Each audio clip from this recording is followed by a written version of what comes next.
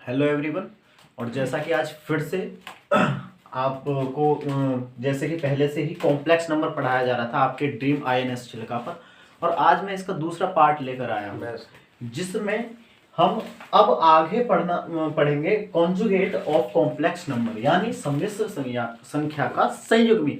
ये क्या होता है? तो सबसे पहले समझिए, जैसा कि आपको बताया था कि सम्मिश्र संख्या को हम पहले डिनोट किससे करते हैं और किस प्रकार लिखते हैं। तो कोई भी सम्मिश्र संख्या है, कॉम्प्लेक्स नंबर है जो a प्लस आइटा b की फॉर्म में है, या हम और इसे क्या लिख सकते हैं, z इक्वल टू कोई भी एक एग्जांपल ले लेते हैं, सपोज 3 प्लस आइटा 4 या 4 आइटा, एक ही बात है, कोई ऐसा नहीं है, मतलब इसमें कोई ऐसा चेंज नहीं है। तो ये हमारे पास एक कॉम्प्लेक्स नंबर है। अब हमें इसका संयुग्मी निकालना है, ठीक है, कॉन्जुगेट निकालना है। तो कुछ नहीं करना, सिर्फ और सिर्फ ये देखिए जो इमेजनरी पार्ट है, और उसके सामने जो साइन है, सिर्फ वो साइन हमें चेंज करना है, बाकी किसी और चीज से हमें छेड़खानी नहीं करनी। मतलब यदि z equal to 3 plus iota 4 है तो इसका जो कॉन्जुगेट होगा वो 3, ये प्लस है तो माइनस हो जाएगा, माइनस आइटा 4। मतलब सिर्फ और सिर्फ इमेजनरी पार्ट के ही जो सामने का चिन्ह है हमें सिर्फ वो ही चेंज करना है, और इसको किससे डिनोट करते हैं? z बार से, इस पर बार लग जाएगा। ठीक है, समझ में आ गया। यदि मान लो हमारे पास कोई z ये होता -2 माइनस आइटा ये होता, तो अभी मैंने आपको बताया सिर्फ और सिर्फ इमेजनरी पार्ट के सामने का ही चिन्ह चेंज होता है, बाकी हमें किसी में कोई छेड़खानी नहीं करनी। तो ये z बार इक्वल टू इसका संयुग्मी क्या हो जाएगा? -2, और ये माइनस है तो प्लस आइटा। ठीक। उसके बाद हम इस पर कुछ ऑपरेशंस पढ़ते हैं, कॉम्प्लेक्स नंबर के जो कॉन्जुगेट है उस पर कुछ ऑपरेशंस पढ़ते हैं। और देखो ऑपरेशंस जो इस पर हैं, जो भी लगने वाले हैं, बिल्कुल भी मैं रटवाऊंगा नहीं, एक एक क्वेश्चन के साथ, एग्जाम्पल के साथ आपको बिल्कुल इस तरीके से क्लियर कराऊंगा, है ना। तो आप देखना किस तरीके से।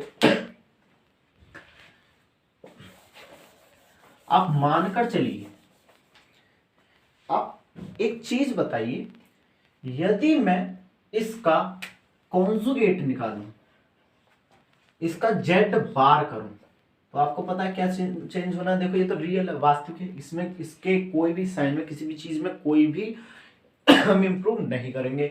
इसमें देखना है इसका कॉन्जुगेट क्या हो जाएगा, a माइनस आइटा b हो जाएगा, a माइनस आइटा b हो जाएगा। यदि मैं इसमें एक चीज कहने लगूं कि यदि जिसका मैंने जिस कॉम्प्लेक्स नंबर का कॉन्जुगेट करा है, यदि मैं उसका दोबारा कर दूं तो क्या होगा, चलिए देखते हैं। यानी z बार का फिर से एक बार और डबल बार, मतलब इसका एक बार और इसका कॉन्जुगेट निकालेंगे तो क्या होएगा। यदि हम अब इसका निकाल रहे हैं, ठीक है, z बार का भी एक बार और बार कर रहे हैं, मतलब एक बार और कॉन्जुगेट निकाल रहे हैं, तो हमारे पास क्या परिणाम होगा, इसमें कोई चेंज नहीं और इसमें ही चेंज होना है, तो ये माइनस था फिर से प्लस। यानी हमारे पास क्या रिजल्ट निकल कर आया, देखो ये जो आप रटते हो ना चीजें कि z bar into z bar equal to किसके, है ना, या कुछ भी etc, तो यहां से समझिए z बार का जब हमने बार करा तो हमारे पास जो परिणाम निकल कर आया वो z के बराबर आया, z के बराबर आ गया। अच्छा, यदि मैं कहने लगूं इसका एक बार, अब 3 टाइम्स इसका हमें कॉन्जुगेट करना है, तो किसका आया, z बार के। देखो यहां पर प्लस था फिर माइनस हो जाएगा। यदि 4 टाइम करें, देखो 4 टाइम करें, ध्यान से देना, ये ध्यान से देखना, ये चीज मैं क्यों बता रहा हूं बार बार, अभी यहां से क्या काउंसलेशन निकलता है वो चीज समझना। यदि मैं इसका 3 टाइम करता हूं, z डबल बार का भी फिर से बार करता हूं, तो हमारे पास z बार, हमारे पास जो परिणाम आने वाला है वो z बार आने वाला है। ठीक है, क्या आया हमारे पास, ये आ गया। यदि वेट वेट वेट जरा और एक बार इसको देखिए, यदि मैं अब इसका, अभी हमने 3 टाइम करा था, है ना, अब यदि मैं इसका 4 टाइम कर दूं, आप कहोगे कि क्या हो रहा है, बार का भी बार का भी बार, है ना, तो आप समझिए जरा, यदि मैं इसका 4 टाइम इसका कॉन्जुगेट निकालता हूं तो हमारे पास फिर से क्या परिणाम आता है, a प्लस आइटा b। ठीक है, जो किसके था, z के बराबर था। अब सोचिए जरा, जब हम ओड टाइम है ना, ओड टाइम्स वार जब हम इसका मतलब कॉन्जुगेट निकाल रहे थे, तो बेसिकली जिसका निकाल रहे थे उसका जो संयुग्मी होता है हमारे पास वो आ रहा था। और यदि हम इसका इवन टाइम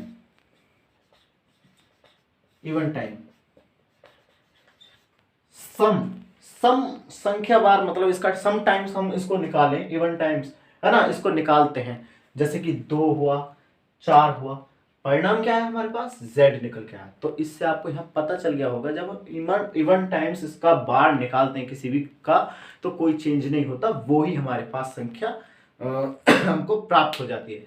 ठीक है, तो ये कॉन्सेप्ट आपको अच्छे से क्लियर हो गया होगा। तो अब हम नेक्स्ट चलते हैं। अभी तक हमने आपको समझाया कि किसी भी कॉम्प्लेक्स नंबर का कॉन्जुगेट कैसे निकालते हैं संयुग्मी, है ना, और उस पर बेस्ड हमें कैसे कोई भी चीज टेक्निकल रूप से, प्रैक्टिकली रूप से समझनी है ना।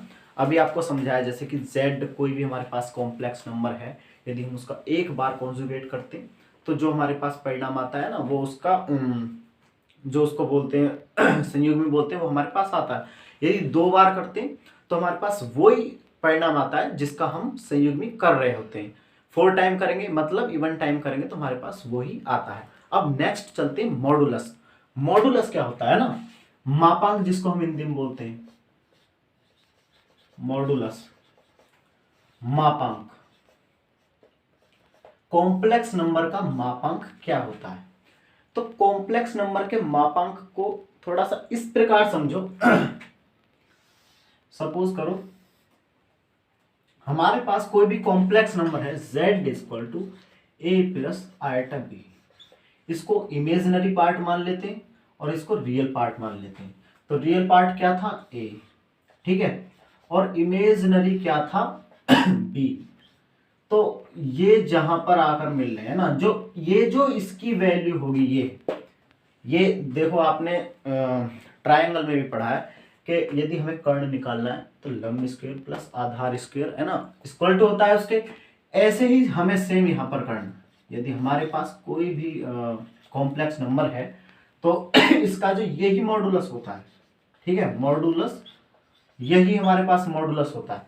तो मॉडुलस को निकालते कैसे हैं, यदि इसका हमें मॉडुलस निकालना है तो सबसे पहले जो हम इसको डिनोट करेंगे, इसके ऐसे ये मॉड दिखाते हैं इसको, और इसका मॉडुलस क्या होता है, ए स्क्वायर प्लस बी स्क्वायर का रूट, मतलब रियल पार्ट का वर्ग प्लस इमेजिनरी पार्ट का जो इसका कोफिशिएंट होता है, इमेजिनरी आइटा का जो कोफिशिएंट होता है उसका वर्ग का रूट, ये हमारे पास इसका मॉडुलस आ जाता है। और चलो अब एक एग्जांपल से देखते हैं। यदि हमने कोई भी कॉम्प्लेक्स नंबर सपोज करो 3 प्लस 4 आइटा ले लिया, आपको होगे कि इसका मॉडुलस निकालो, तो मॉडुलस जो होगा इसका z मॉड इक्वल टू जो होगा वो क्या हो गया, 3 का स्क्वायर प्लस 4 का स्क्वायर का रूट, और ये कितना होता है, 3 3 जा 9, 4 4 जा 16, और जब इन दोनों को जोड़ेंगे तो कितना हो जाएगा 25, और 25 का रूट क्या होता है 5। ठीक है, इतना तो सभी को आता है। तो इसका जो मॉडुलस आया वो कितना आया 5 आया। अच्छा, अभी हमने बेसिकली पढ़ा सिर्फ मॉडुलस के बारे में, तो अभी तो एक नॉर्मल सा आपको मॉडुलस निकालना बताया था। अब इसमें भी थोड़ा सा देखिए, इसमें भी हम क्या क्या इसमें सीखेंगे, नई चीज क्या सीखेंगे। मॉडुलस से पहले अभी आप सभी को बताया था कॉन्जुगेट बताया था। तो मैं बता दूं, यदि हमारे पास कोई भी complex number z equal to a plus iota b की फॉर्म में है और यदि हमें उसका मॉडुलस निकालना है, तो देखिए हम क्या करते हैं, basically a square plus b square का रूट, यदि यदि यदि ये देखिए हमारे पास इसका ही बार कर दें, इसका संयुग्मी क्या हो जाएगा a माइनस आइटा b, इसका मॉडुलस क्या होगा, इसका भी मॉडुलस जो होगा वो a square plus b square का रूट। मतलब कहना का मतलब क्या, यदि हम कहें, देखो यहां पर बीच में प्लस माइनस चिन्ह से अब हमें कोई मतलब नहीं, हमें सिर्फ रियल पार्ट और आयटा का जो कोफिशिएंट होता है उससे मतलब है उन दोनों के वर्ग को जोड़कर उनका अंडर रूट करना होता है, सिर्फ मॉडुलस इतना होता है। लेकिन हमें यहां से सीखने को क्या मिला, अगर आपको एनडीए या एयरफोर्स एक्स ग्रुप जो होता है इनमें क्वेश्चंस देगा तो किस तरीके से दे सकता है, खुद सोचिए। वो पूछने लगे आपको कथन टाइप में दे दे कि निम्न में से कौन सा सत्य है कि z का जो मॉड होता है कोई भी कॉम्प्लेक्स इक्वल टू होगा z बार मॉड के या माइनस z बार मॉड के, मतलब कुछ भी ऐसे दे सकता है। लेकिन जब आप ये चीजें इस तरीके से क्लियर करोगे तो मैं समझता हूं आपका कोई भी क्वेश्चन नहीं छूटने वाला है एग्जाम में से बिल्कुल भी। और अभी यहां पर हमने आपको बताया भी, और अब एक एग्जांपल के साथ चलते हैं। z इक्वल टू, यदि हम अभी जैसे कि पहले भी कराया था 3+4 आयटा है, इसका मॉडुलस हमारे पास क्या आया था, इसका जो मॉडुलस आया था मापांक वो आया था हमारे पास 5। और यदि यहां पर इसका बार करें तो कितना हो जाएगा 3-4 आयटा, और इसका मॉडुलस भी हमारे पास क्या आएगा, वो भी 5 ही आने वाला है। इसका मतलब क्या हुआ कि z का मॉडुलस इक्वल टू होता है z बार के मॉडुलस के।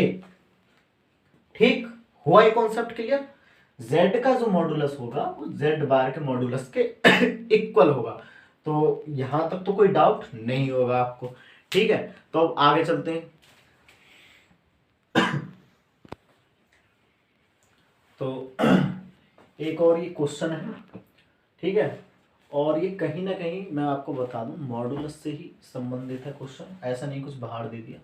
तो इसमें थोड़ा सा आपको अजीब लग रहा होगा कि यदि हमारे पास x plus iota y equal to 3+4 iota upon 8+6 iota दे रखा है, और देन तब x square plus y square की वैल्यू क्या होगी, तो आपको फाइंड करनी है। आप सोच रहे होंगे कि ये अजीब सा है थोड़ा सा, है ना। हालांकि जिनको आता होगा उनको बहुत इजी लग रहा होगा, जिनको नहीं आता वो अभी बेसिक से चल रहे हैं, तो उनके लिए मैं बता दूं।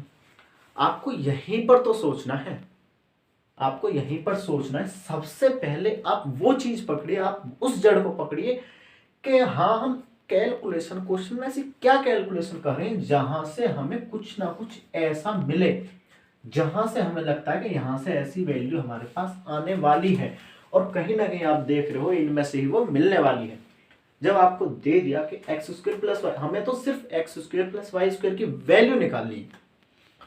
अच्छा, क्वेश्चन आपके सामने है सब कुछ, लेकिन देखो समझना कैसे। यदि आपको पता है कि x प्लस आयटा वाई है ना इक्वल टू है 3+4 आयटा अपॉन 8+6 आयटा, जब ये इक्वल है, जब ये इक्वल है तो कहीं ना कहीं इनके मॉडुलस भी इक्वल होंगे। आप समझ रहे हैं ना। देखो यदि ये इक्वल है तो कहीं ना कहीं इनके मॉडुलस भी तो इक्वल रहे होंगे। यदि मैं कहने लगूं कि z इक्वल टू 3+4 आयटा, एक ये है, और ये z, इसको z1 माने लेता हूं थोड़ी देर के लिए, और मैं कहने लगूं कि z2 जो है वो, जब ये z1 इक्वल है z2 के, तो z2 की भी तो वैल्यू कहीं ना कहीं ये रही होगी, कहीं ना कहीं ये रही होगी। या हो सकता है बेशक उसका कॉन्जुगेट हो, क्योंकि मॉडुलस से कोई फर्क नहीं पड़ने वाला। यदि हम मॉडुलस निकाल लें, यदि उसका कॉन्जुगेट भी हो तो कोई फर्क नहीं पड़ने वाला। मतलब यदि ये इक्वल दे रखा है, फिलहाल तो यहां देखो मॉडुलस नहीं दे रखा है, जब ये इक्वल दे रखा है तो इसका मतलब हमें मॉडुलस निकालेंगे, वो भी ऑफकोर्सली हमारे पास इक्वल आने वाला है। और इसके लिए सबसे पहले यदि हम इसका मॉडुलस निकालें क्या निकलेगा, सभी को पता है x square plus y square का रूट। ठीक है, इसका मॉडुलस क्या निकलने वाला है, देखो कुछ कैलकुलेशन करने की जरूरत नहीं है। ऊपर एक कॉम्प्लेक्स नंबर अलग दिया है, नीचे का अलग दिया है, ऊपर का मॉडुलस अलग निकाल लो, नीचे का अलग निकाल लो, तब भी कोई आपको फर्क नहीं पड़ने वाला। आप शॉर्ट मेथड से करना सीखे। आप कहते हैं ना शॉर्ट ट्रिक कहीं दूर से नहीं आती, वो खुद आप खुद सोचिए वो ऐसे ही बनती है। अच्छा, आप कहोगे कि नहीं ऐसा कैसे हुआ, तो मैं यदि आपको करके दिखाऊं कैलकुलेशन, मुझे क्या करना होगा, इसको नीचे से ये सब गायब करने के लिए कि इससे एक कॉन्जुगेट से मुझे ऊपर नीचे गुणा करनी पड़ेगी, और कैलकुलेशन फिर बहुत ज्यादा बढ़ने वाली है। लेकिन यही तो एक शॉर्ट तरीका आपको क्या बता रहा हूँ, यही तो बता रहा हूँ कि ऊपर का ऊपर निकाल लीजिए, नीचे का नीचे निकाल लीजिए। ऊपर का कितना होगा 3 3 जा 9 प्लस 4 4 जा 16, ये तो पहले भी कराया इसका, तो इसका कितना आ गया 5, और नीचे 8 8 जो 64 प्लस 6 जो 36 इसका रूट, तो ये कितना हो गया 5 अपॉन ये हो गया 100 और 100 का कितना होता है 10। ठीक है, तो आपके पास ये आ गया। हमें वैल्यू किसकी निकालनी थी, हमें वैल्यू निकालनी थी x square plus y square की। ठीक है, तो जब हमें इसकी वैल्यू निकालनी है तो क्या मैं इसका वर्ग नहीं कर सकता, और जब इसका वर्ग कर सकता हूँ ये इक्वल है इसके, तो देखो मुझे इसका भी वर्ग करना पड़ेगा। अब यहां से देखिए इससे ये टोटल रूट कट जाएगा। ठीक है, तो हमारे पास क्या बचा, x square plus y square equal to किसके बराबर हो जाएगा 25 अपॉन 100। अब आप देखिए आंसर आया। यदि आप ऐसे करते कि नहीं पहले नीचे से इसको खत्म करना है, इसके कॉन्जुगेट से वो करें ऊपर नीचे गुणा करते तो कैलकुलेशन बहुत ज्यादा हो जाती है ना। तो समझे इस चीज को करने तो ठीक है। आप देख रहे हैं तो हमारे पास क्या आई इसकी वैल्यू 25 अपॉन 100। अच्छा, अब ये तो वैल्यू आ गई। अब ऑप्शन के अनुसार वो ऐसा भी हो सकता है आपको 25 अपॉन 100 आंसर में दे दे, वरना क्या देगा ज्यादातर तो देखो सबसे जो सिंप्लीफिकेशन जो उसका रूप होगा, सबसे ज्यादा जो सरलतम रूप होगा वही देगा। इसको और क्या कर सकते हैं 25 से 25 2500 है ना, तो इसका जो आपका आ जाएगा 1/4 आंसर आ जाएगा। ये तो एक बेसिक सी चीज है। ठीक है, तो अच्छा कुछ चीजें थोड़ी सी रह गई थी बताने के लिए ना आयटा में, तो ज्यादा कुछ नहीं है, लेकिन हाँ कैलकुलेशन में आपको क्वेश्चन में देखने को मिल सकते हैं, तो आपके कैलकुलेशन को सॉल्व करने में आपकी हेल्प करेंगे। जैसा पहला क्वेश्चन मैंने लिखा है कि 1 minus eta into 1 minus eta का होल स्क्वायर, इसकी वैल्यू क्या होगी, है ना। तो अब आप कहोगे कि सर इसका फॉर्मूला खोलेंगे पहले a माइनस बी का होल स्क्वायर, तब हम इसको इस तरीके से करने वाले हैं, है ना। तो हमें इस तरीके से बिल्कुल भी नहीं करनी है। क्यों, क्योंकि बहुत टाइम लगेगा। अब डायरेक्ट कुछ वैल्यूज याद रख लो, मैं बता रहा हूं आपको। जैसे कि 1 माइनस आयटा का होल स्क्वायर इक्वल टू क्या होता है -2 आयटा। ठीक है, 1 प्लस आयटा का होल स्क्वायर इक्वल टू क्या होता है 2 आयटा। आप फॉर्मूला खोल कर देख लेना, कोई दिक्कत नहीं है, बिल्कुल यही आपको दिखेंगे। अब एक होता है कि 1 प्लस आयटा की होल घात 4 इक्वल टू क्या होता है -4, और एक होता है 1 सॉरी यहाँ पर हम माइनस कर देते हैं 1 माइनस आयटा की होल घात 4 इक्वल टू ये भी -4। आप कहोगे कि ये कैसे पॉसिबल है, कैसे कैसे हो गया तो देखो मैं समझाता हूं। हम इसको कैसे लिख सकते हैं, सबसे पहले इसे देखिए 1 प्लस आयटा की होल घात 4 को हम 1 प्लस आयटा की होल घात 2 की भी होल घात 2 इस प्रकार लिख सकते हैं क्या। आप कहोगे बिल्कुल, कोई कंफ्यूजन वाली बात ही नहीं, बिल्कुल लिख सकते हैं। और आपको 1 प्लस आयटा की होल स्क्वायर की वैल्यू अभी जैसे कि यहां बताया कितनी है 2 आयटा, 2 आयटा है। लेकिन यहां तक तो हमने इसकी वैल्यू पुटअप कर ली, लेकिन बाहर भी तो अभी वर्ग है, तो बाहर भी तो अभी वर्ग है। क्या हो जाएगा 4 आयटा स्क्वायर, आयटा स्क्वायर की वैल्यू कितनी होती है -1, तो ये कितना हो गया -4। अब आप कहोगे जी हाँ ये तो समझ में आ गया, अच्छी बात है, चलो कि ये -4 के बराबर आ गया। अब आप कहोगे कि ये कैसे आया, है ना, आप इसको भी कहोगे कि ये कैसा आया, तो इससे भी बिल्कुल इस तरीके से कर सकते हैं। देखो कैलकुलेशन में यदि अब मैं क्या करता हूं, अब मैं यदि 1 माइनस आयटा की होल घात 4 को इस तरीके से इसे लिख लेता हूं जैसे कि अभी पहले लिखा। ठीक है, अब देखो यहां पर क्या है इसकी वैल्यू -2 आयटा। आप कहोगे जी बिल्कुल ठीक, -2 आयटा आपको इसकी वैल्यू रख दो, लेकिन इसके ऊपर भी अभी है, अभी तक तो सिर्फ ये इतनी की ही वैल्यू रखी थी ना हमने, लेकिन इसके ऊपर भी अभी एक वर्ग है। ठीक है, तो अब इसको क्या करेंगे, देखो तो प्लस हो जाएगा, प्लस के 4 और इंटू ये आयटा स्क्वायर, और आपको पता है कि आयटा स्क्वायर की वैल्यू फिर से -1 रखनी है, तो कितना हो जाएगा -4। ये आपको लोग बता भी दिया कि किस प्रकार से हमारी वैल्यू आती है, तो अब तो कोई कंफ्यूजन नहीं होना चाहिए। तो इसमें देखो अभी आपको ये इतनी सारी चीजें बताई, तो ये तो बेसिकली आपको सब बता दी। अब पहला क्वेश्चन बचता है ना, तो डायरेक्ट आप देखिए 1 माइनस आयटा इंटू इसकी वैल्यू कितनी थी, इसकी वैल्यू कितनी थी, इसकी वैल्यू -2 आयटा थी। ठीक जी। अब आप कहोगे कि अब इसको और करते हैं कैलकुलेशन, है ना, तो ये जब इसकी 1 में इसकी होएगी तो कितना हो जाएगा, -2 आयटा और minus minus plus 2 eta square, तो कितना हो गया 2 आयटा, और आयटा स्क्वायर की वैल्यू कितनी होती है -1, तो कितना हो जाएगा -2।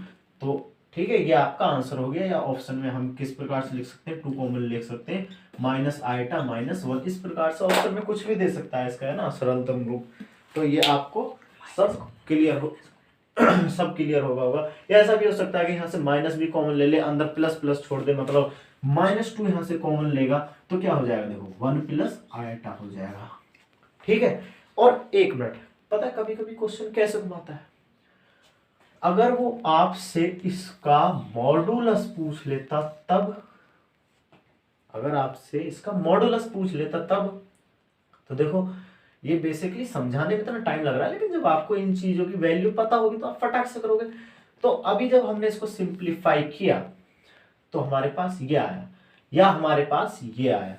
और मॉडुलस इसका क्या होता है, देखो पूरी एक फॉर्म बननी है, z इक्वल टू क्या फॉर्म बननी है, -2 आयटा -2, या 2, और इसको हम कैसे लिख सकते हैं कि 2 आयटा, और इसका मॉडुलस जो होगा z मॉड इक्वल टू जो क्या होगा, वो क्या होगा, a square plus b square का रूट, 2 2 जा 4, 4 प्लस 4 इक्वल टू 8, इसका रूट, है ना। अब इसको आप और तोड़ सकते हो, है ना, आप इस प्रकार से इसको और तोड़ सकते हो, कितना हो जाएगा 2 इंटू √2।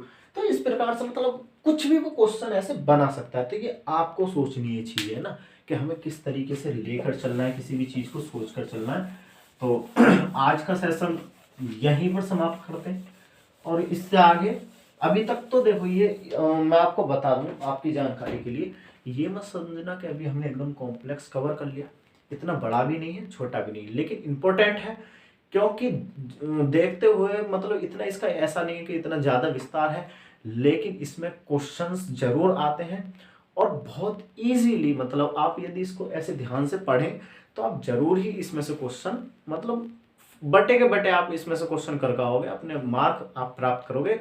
और अभी तक तो ये एक प्रकार से बेसिक ही मानो, अब हम इसके बाद धीरे धीरे जो एडवांस लेवल के क्वेश्चन बनते हैं, जो एनडीए या एयरफोर्स में जो क्वेश्चन बनते हैं, उनको अब हम थोड़ा सा देखना शुरू करेंगे। और उसके साथ मजेदार चीज क्या है, देखो सबसे पहले समझिए, क्वेश्चन तो हम करेंगे, लेकिन उसके साथ क्या शॉर्ट मेथड्स हैं, ट्रिक्स हैं, है ना, तो वो भी सारी चीजें मैं कवर कराऊंगा।